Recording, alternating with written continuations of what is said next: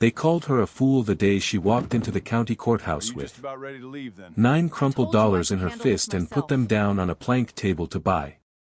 something nobody else in Marrow Creek would touch. She was 42 years old, a widow twice over in grief though only once by law, and she had not slept beneath a roof of her own choosing in 11 months.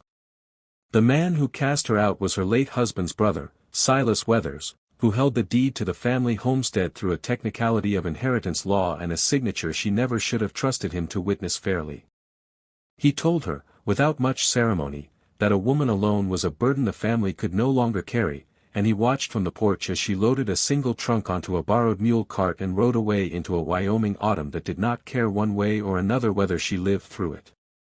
What she had left in the world, after selling her mother's silver spoons and her husband's pocket watch to a pawnbroker in Cheyenne, was $9, a Bible, 2 dresses, and a spine that had not yet learned how to bend. So when the auctioneer called out the abandoned Thibodaux trading post, boarded shut for 11 years, its roof half caved, its ledger books presumed burned in the fire that ended the family who built it, and nobody in that courthouse raised a hand, Idella Marsh raised hers, and paid $9 for a ruin the whole town had agreed to forget. They laughed. They called it a fool's purchase, a widow throwing away her last coin on a haunted shell of a building nobody could even remember without lowering their voice. What none of them knew, what even Idella herself could not have guessed as she signed her name to the bill of sale with a trembling hand, was that sealed behind the walls of that forgotten trading post lay a secret that had waited 11 long years to be found, a secret that would not only save her, but would settle a debt the whole valley had been quietly bleeding from without ever understanding why. Settle in, and let us tell you the story of Idella Marsh. If you are watching this from a place that feels forgotten too, tell us where you're watching from in the comments below, we'd love to know. Idella had not always been a woman with nothing. She was raised on a modest cattle ranch outside of Laramie, the third of 5 children born to a stern but tender-hearted father named Ezra Colby, a man who believed that a person's worth was measured not by what they owned but by what they could rebuild with their own 2 hands after losing everything, which he had done twice, once in a drought, once in a bank failure, and both times had simply rolled up his sleeves and started again without a word of complaint. It was from him that Idella learned the quiet arithmetic of survival, how to stretch a week's flour into 2, how to read the sky for weather a full day before it arrived, how to mend a harness, patch a roof, deliver a calf breech first in the dead of a February night without losing either mother or young. Her own mother, Ruth, had come from a family of shopkeepers back in Ohio, and from her Idella inherited something rarer still, an eye for ledgers, for the quiet poetry of numbers arranged honestly, for the way a well-kept account book could tell you not just what a business had earned but who it had trusted and who it had not. Ruth used to sit young Idella at the kitchen table with a stub of pencil and teach her to balance a column before she was tall enough to see over the table's edge, telling her that a woman who could keep an honest book would never truly be poor, because honesty itself was a kind of currency that never lost its value no matter how the markets turned. She married young, at 19, to a gentle, soft-spoken freighter named Thomas Marsh, a man who hauled goods between Cheyenne and the smaller settlements strung along the North Platte, and who loved his wife with the sort of steady, undemonstrative devotion that some mistake for plainness but which Idella always understood to be the deepest kind of love there was. They had 11 years together, no children, a sorrow they carried privately and never let harden them against each other, and a small but honest life built freight run by freight run, dollar by dollar, until the winter Thomas's wagon went through river ice on the Sweetwater crossing and he did not come home. Idella grieved the way strong people grieve, which is to say quietly, and then she did what her father had taught her, she rolled up her sleeves. She took in mending and kept books for 2 of the smaller merchants in town, and she managed, for nearly 4 years, to keep a small rented room and a little dignity, until Thomas's brother Silas, who had never much cared for her and had always resented that Thomas married a woman with notions, found the paperwork that let him claim the last piece of property that had technically still belonged to the Marsh family name, a modest strip of homestead land Thomas had quietly willed to her that Silas contested and, through a friendly judge and a forged witness signature Idella could never quite prove, won. It was that betrayal, more than the losing of Thomas, more than the years of scraping, that hollowed something out of her, because it was not weather or fate or bad luck that had ruined her, it was a man who knew her, who had eaten at her table, deciding she was worth less than the ground she stood on. She left Laramie with what she could carry and drifted east and north through a string of small towns, taking in wash, keeping books when anyone would let a woman touch a ledger, sleeping in church pews and the backs of freight offices, until she came to rest, more by exhaustion than intention, in the small valley town of Marrow Creek, a modest settlement of perhaps 400 souls tucked against the foothills where the creek ran fast and cold even in August. It was there, in the autumn of 1887, penniless and proud and nearly out of road, that she heard the county was auctioning off unclaimed and abandoned properties to settle old tax debts, and it was there she first heard the name Thibodeau spoken in the hushed, uneasy tone people reserve for stories they have agreed not to finish telling. The Thibodeau trading post had been, by every account Idella could gather from the handful of old-timers willing to speak of it, the beating heart of Marrow Creek for nearly 20 years. Jean-Baptiste Thibodeau, a French Métis trader out of the old fur country to the north, had built it in the early 60s with his wife Marguerite and their 3 children, and it had grown from a single log room into the town's general store, post office, and unofficial bank all at once, a place where a rancher could trade hides for flour, where a widow could get credit through a hard winter on nothing. But Jean-Baptiste's word, where the whole town's fortunes had, in some quiet unspoken way, been tied up in the honesty of one family. And then, in the spring of 1876, a fire had taken the post in the night, a fire some said started in the stovepipe and others, in lower voices, said started somewhere else entirely, and by the time the bucket line reached it, only the stone foundation and one stubborn back wall remained standing. Jean-Baptiste had died 2 years later, some said of grief, some said of something else. Marguerite and the children had simply vanished from Marrow Creek within the year, and nobody Idella spoke to could say where they had gone or what, if anything, had survived of the family's considerable trade fortune, which by all accounts had been substantial. The Thibodeaus had been careful, prosperous people, and a family that prosperous does not simply evaporate without a trace unless something, or someone, made certain that they did. The only man in town who seemed to speak of the Thibodeaus with anything other than vague unease was the town's banker, a smooth, silver-templed man named Josiah Crane, who had arrived in Marrow Creek not long before the fire and had, in the years since, become the most powerful man in the valley, holding the mortgage on nearly every ranch, sitting on the town council, and having, Idella noted with the instinct her mother had trained into her, an unusually thorough and unusually rehearsed account of exactly how little the Thibodeau family had actually possessed by the time of the fire.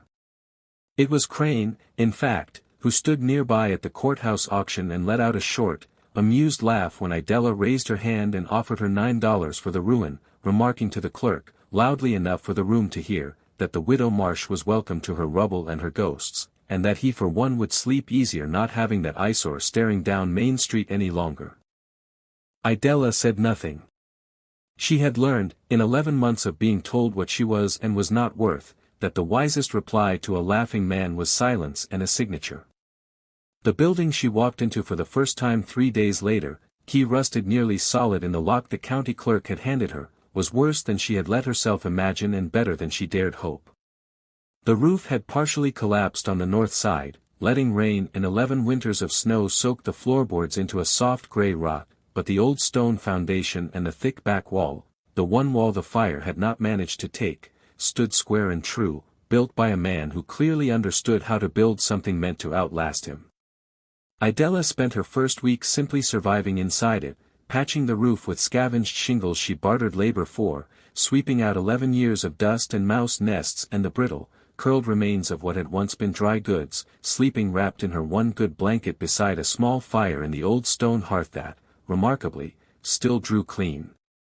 It was in her third week, while prying up a badly warped floorboard near that same back wall to replace it before the coming frost, that her crowbar struck something that did not sound like earth or stone beneath the boards. It rang hollow, and low, like a drum.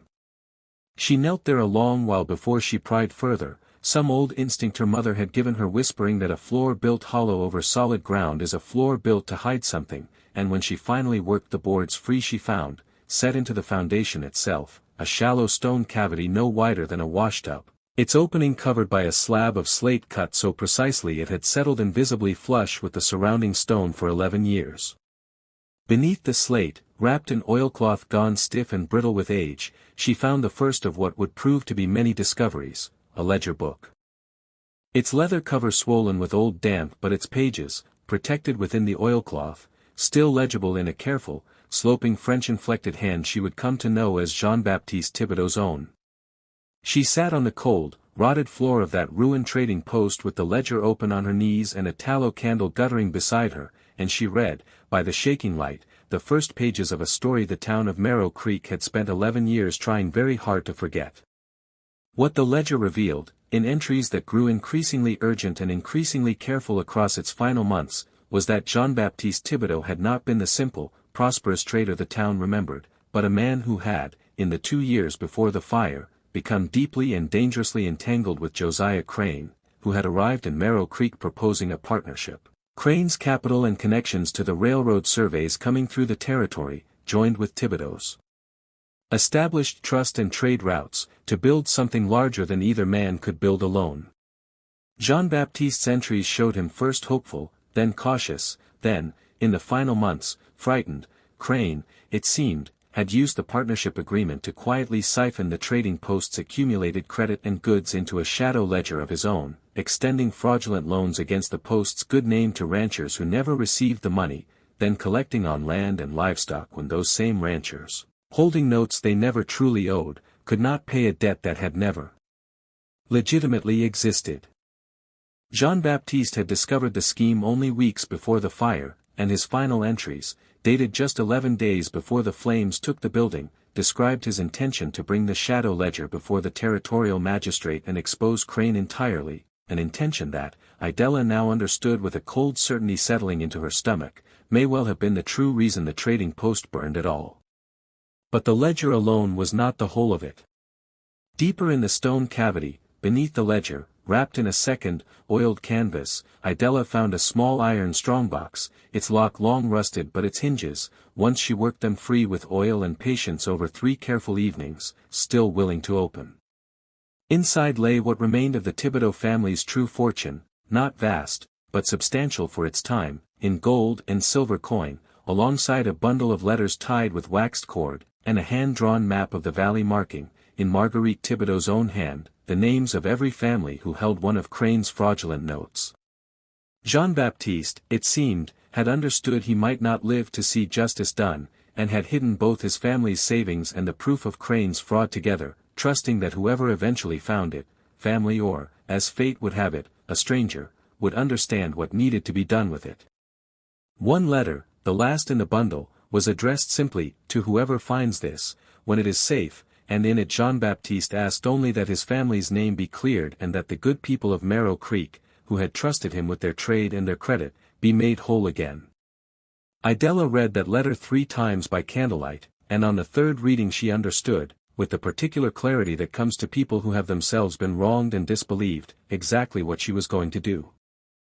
She did not act rashly. She spent the following weeks quietly rebuilding the trading post's front room enough to open its doors again, trading her careful bookkeeping skills for lumber and nails from townsfolk who, one by one, began to soften their opinion of the strange, determined widow who had bought the ruin nobody wanted. She kept the ledger and the strongbox hidden still, telling no one, while she cross-referenced Marguerite's map of fraudulent notes against the county's own recorded deeds and mortgages at the courthouse, working late into the evenings with the same patient, honest arithmetic her mother had taught her at a kitchen table 30 years before, until she had built, note by note, an accounting every bit as thorough and damning as the one Jean-Baptiste Thibodeau had never lived to present. Josiah Crane, for his part, had watched Idella's quiet industry at the old trading post with a growing and increasingly visible unease, and when word reached him, as word always does in a town of 400 souls, that the widow Marsh had been seen at the courthouse poring over old mortgage records with unusual intensity, he decided the time had come to be rid of her properly. He came to the trading post himself on a gray November afternoon, smooth and cordial as ever, offering to buy the property outright for a sum that would have seemed, to a desperate woman, like the answer to every prayer she'd never dared say aloud, $300, more money than Idella had held in her hands since before Thomas died, for a ruin she'd paid $9 to own. When she declined, politely but without hesitation, Crane's cordiality thinned considerably, and he reminded her, in the careful, needling way of a man accustomed to being obeyed, that a woman alone in a hard country would do well to accept a generous offer while one was still on the table, and that Marrow Creek could be an unwelcoming place to those who did not know when to take a kindness. It was not quite a threat. It was close enough that Idella understood it as one. The following week, 2 of Crane's mortgage notes came due early against ranchers who swore they had been promised more time, and a rumor began circulating, one Idella traced, with quiet certainty, back to Crane's own bank clerk, suggesting that the widow at the old trading post was digging up old scandal to line her own pockets, was perhaps even unstable, grieving too hard and too long to be trusted with what she claimed to have found. It was the same tactic Silas Weathers had used against her in Laramie, the same old cruelty dressed in new clothes, discredit the woman before she can be believed. But Idella Marsh was not the same woman who had ridden away from her homestead 11 months earlier with nothing but a trunk and a wounded pride. She had spent a lifetime learning to keep an honest book, and she understood now that the surest answer to a lie was not anger but proof, laid out plainly enough that even a frightened, distrustful town could not look away from it. She called for a town meeting in the half-rebuilt trading post itself on the second Sunday of December, inviting, by careful handwritten notes delivered to each household, every family whose name appeared on Marguerite Thibodeau's map. She did not know, walking into that room with the ledger, the strongbox, and 11 years of careful, damning arithmetic laid out on the counter before her, whether the town would believe a widow with $9 and a ruined building over the most powerful man in the valley, but she knew, with the same quiet certainty her father had carried through 2 ruinous droughts, that she would rather stand and be disbelieved than stay silent and be safe.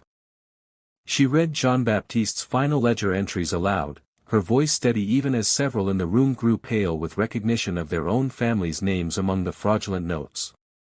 She laid out Marguerite's map beside the county's own recorded deeds, showing, line by line, precisely how the notes Crane held against nearly a dozen valley families had never been legitimately extended, how ranchers had been paying interest for 11 years on debts that existed only in a shadow ledger designed to enrich one man at the expense of an entire town's trust.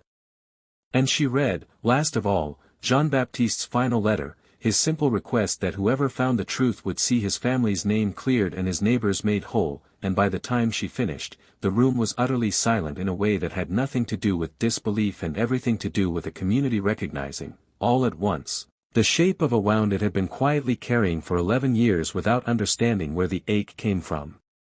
Josiah Crane, present at the meeting and increasingly desperate as the evidence mounted, tried first to dismiss the ledger as forgery, then to claim the strongbox's contents as bank property seized in an old debt settlement, but Idella had anticipated exactly this, and produced, from the strongbox itself, the original partnership agreement bearing both men's signatures alongside a second document, one Crane had clearly never known survived, in which Jean-Baptiste, in the final honest month of his life, had formally dissolved the partnership and demanded an accounting, a document dated and witnessed just 4 days before the fire that took his life's work and, very likely, his life itself.